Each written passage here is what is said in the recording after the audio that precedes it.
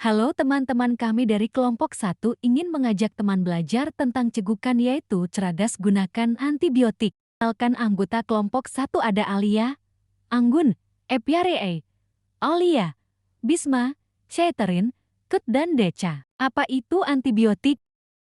Antibiotik merupakan obat yang digunakan untuk pencegahan dan pengobatan infeksi yang timbul akibat dari adanya bakteri. Antibiotik ini merupakan golongan obat keras yang dimana ditandai dengan logo huruf K dengan lingkaran merah garis tepi hitam. Penggunaan antibiotik secara berlebihan dapat terjadi resistansi antibiotik. Apa itu resistansi? Resistansi itu adalah di mana bakteri menjadi kebal terhadap antibiotik yang pada awalnya efektif untuk pengobatan infeksi yang disebabkan oleh bakteri tersebut. Adapun beberapa contoh antibiotik yang sering digunakan yaitu Cotrimazole, Cefadrosil, Amoxicillin. Sebagai salah satu jenis obat umum, antibiotika banyak beredar di masyarakat, hanya saja masih ditemukan perilaku yang salah dalam penggunaan antibiotika yang menjadi risiko terjadinya resistansi antibiotik, diantaranya peresepan antibiotik secara berlebihan oleh tenaga kesehatan, adanya anggapan yang salah di masyarakat bahwa antibiotik merupakan obat dari segala penyakit, dan lalai dalam menghabiskan atau menyelesaikan treatment antibiotik. Masyarakat tidak boleh membeli antibiotik sendiri tanpa ada resep dari dokter. Apabila sakit harus berobat di fasilitas pelayanan kesehatan, antibiotik harus diminum sampai tuntas dan teratur sesuai anjuran dokter, bahwa masyarakat harus memahami demam memang tanda adanya infeksi di dalam tubuh. Namun, tidak semua infeksi disebabkan oleh bakteri, sehingga tidak semua infeksi membutuhkan antibiotika. Resistansi antibiotika mengakibatkan biaya kesehatan menjadi lebih tinggi karena penyakit lebih sulit diobati, butuhkan waktu perawatan yang lebih lama, dan membawa risiko kematian yang lebih besar. Resistansi antibiotik terjadi saat reaksi bakteri terhadap antibiotika tidak sebagaimana harusnya, sehingga antibiotika tidak ampuh lagi. Sebelum menggunakan antibiotik, kita perlu memperhatikan beberapa hal, yaitu pertama, jangan menggunakan antibiotik jika Anda alergi terhadap obat ini. Beritahu dokter tentang riwayat alergi yang Anda miliki. Kedua, beritahu dokter tentang riwayat kesehatan yang Anda miliki, terutama jika Anda sedang menderita penyakit ginjal, lupus, penyakit liver, porfiria, atau pernah mengalami infeksi bakteri yang berat atau sepsis. Ketiga, beritahu dokter jika Anda sedang mengonsumsi obat, suplemen, atau produk herbal tertentu. Keempat, konsultasikan dengan dokter jika Anda berencana melakukan vaksinasi selama menjalani pengobatan dengan antibiotik. Beberapa jenis antibiotik dapat menurunkan efektivitas vaksinasi, terutama jenis vaksin kehidupan. Kelima, beritahu dokter jika Anda sedang hamil, berencana untuk hamil, atau sedang menyusui. Berikut ini adalah petunjuk penggunaan antibiotik yang tepat. Berikut agak mudah diingat, kita akan menyebutnya dengan 3 Januari Gan 3 harus. 3 Januari Gan pertama, jangan terburu-buru minum antibiotik ketika sakit. Jika Anda demam, flu atau batuk, maka yang perlu Anda lakukan adalah banyak minum air dan istirahat yang cukup.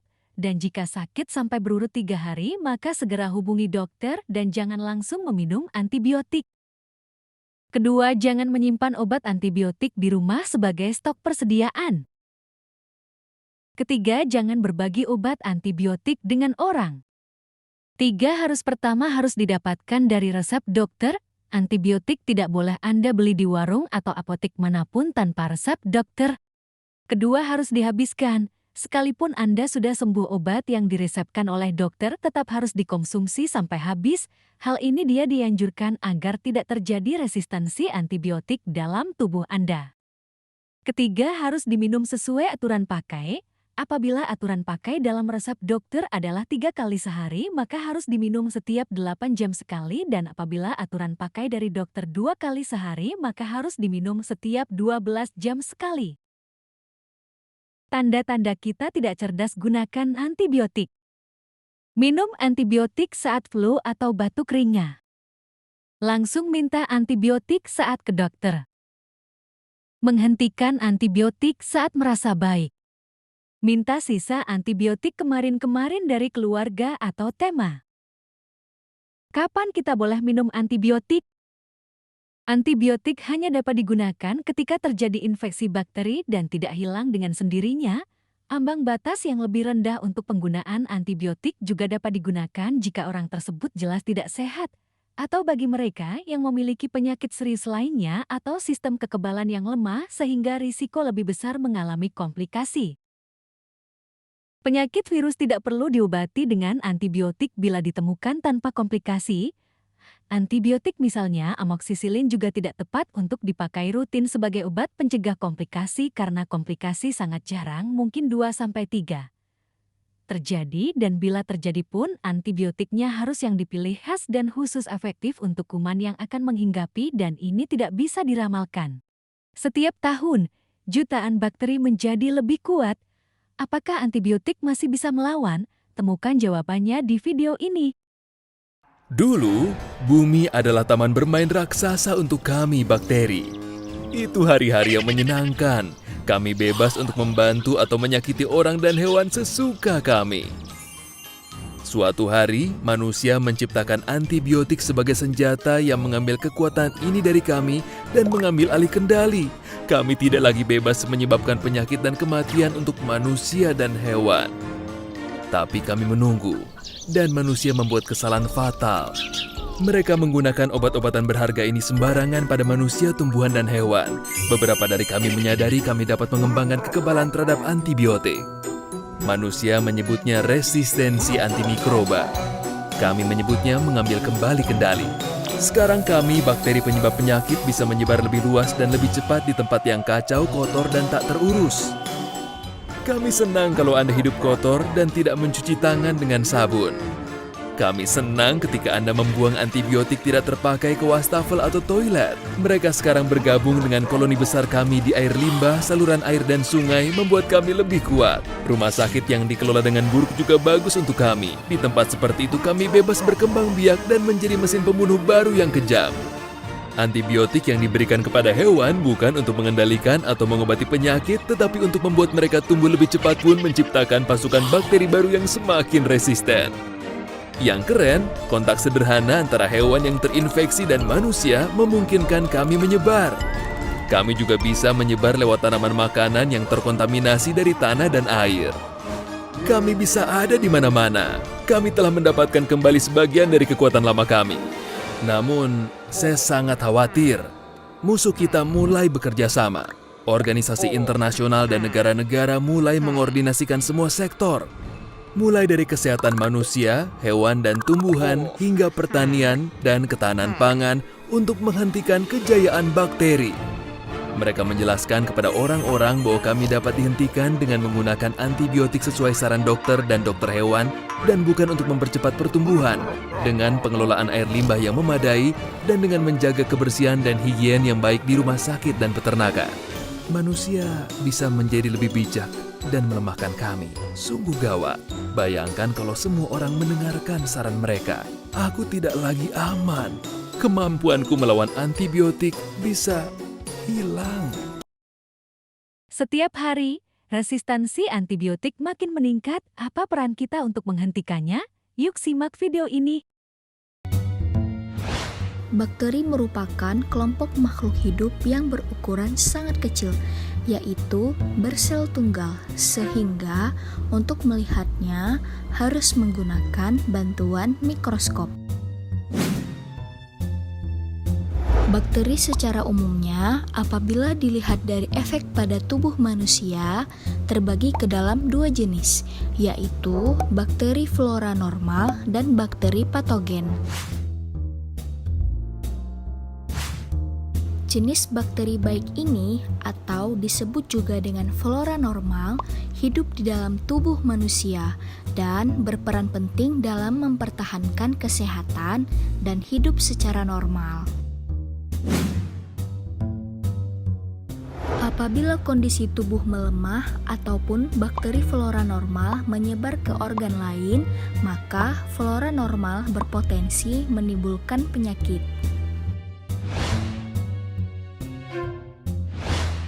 jenis bakteri yang bisa membahayakan tubuh dan menyebabkan infeksi bakteri yang disebut dengan bakteri patogen. Tidak sedikit dari bakteri ini yang mengeluarkan zat kimia yang bersifat racun.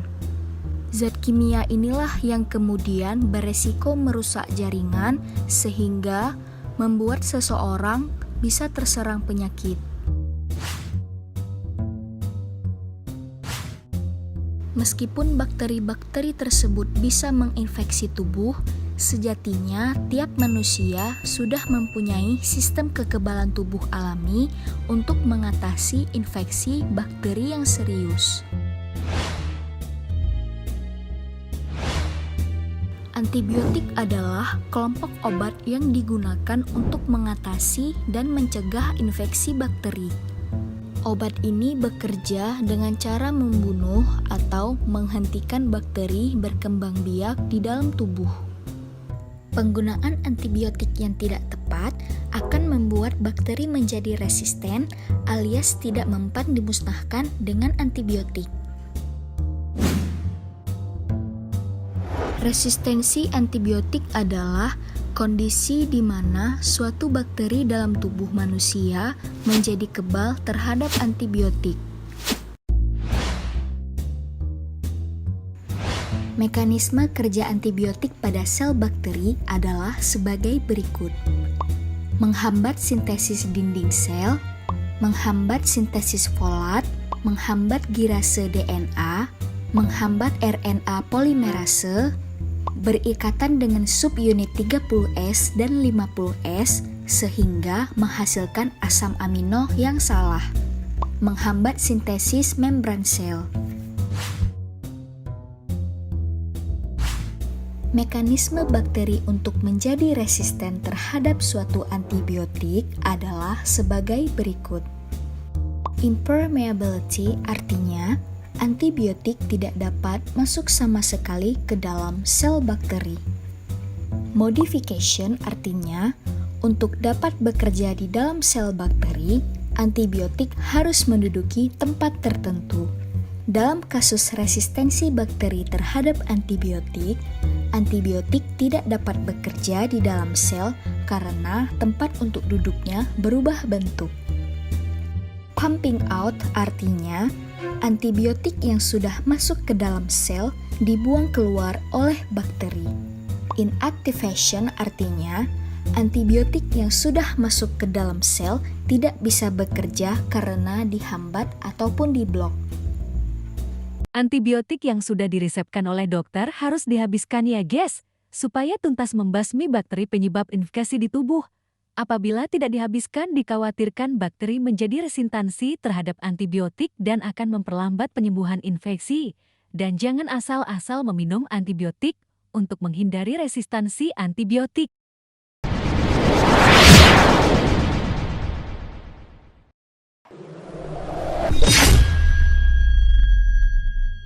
Aku adalah antibiotik. Aku akan membantu sel darah putih membasmi kalian.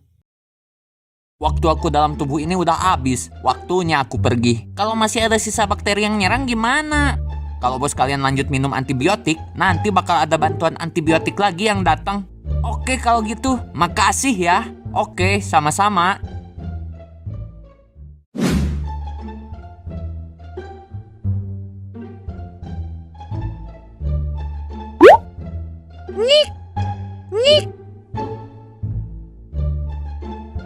Aku harus ngasih tahu bakteri lain. Ada obat yang bisa ngekill bakteri dengan mudah.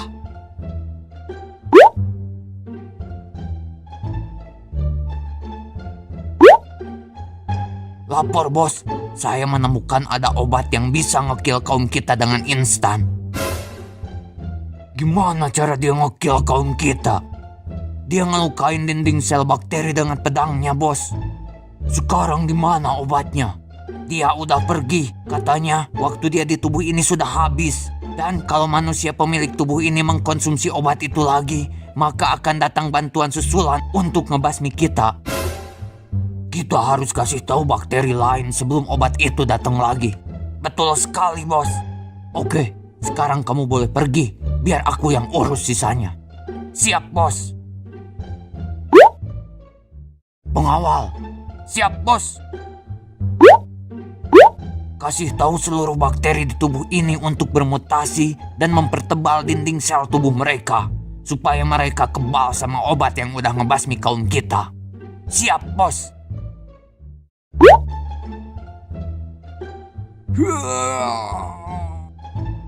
Alhamdulillah, udah mendingan. Kalau gini mah, gak usah minum antibiotik lagi.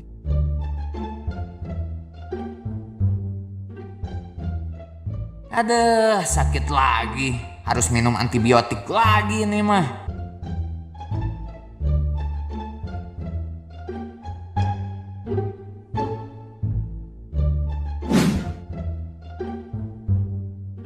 Akhirnya datang juga bantuan antibiotik.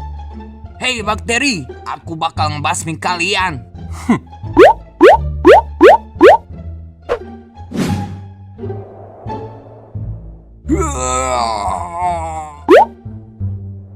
Yot. Yot. Kamu terlambat datang. Kaum kami sudah bermutasi supaya bisa ngelawan kamu. Kayaknya waktu sakit yang sebelumnya, manusia pemilik tubuh ini gak lanjut minum antibiotik sampai habis. Bakteri jadi sempat bermutasi untuk ngelawan aku. Waduh, kalau gini infeksi bisa lebih lama sembuh. Terima kasih teman-teman sudah menonton video edukasi kami. Semoga bermanfaat. Sampai jumpa, bye-bye.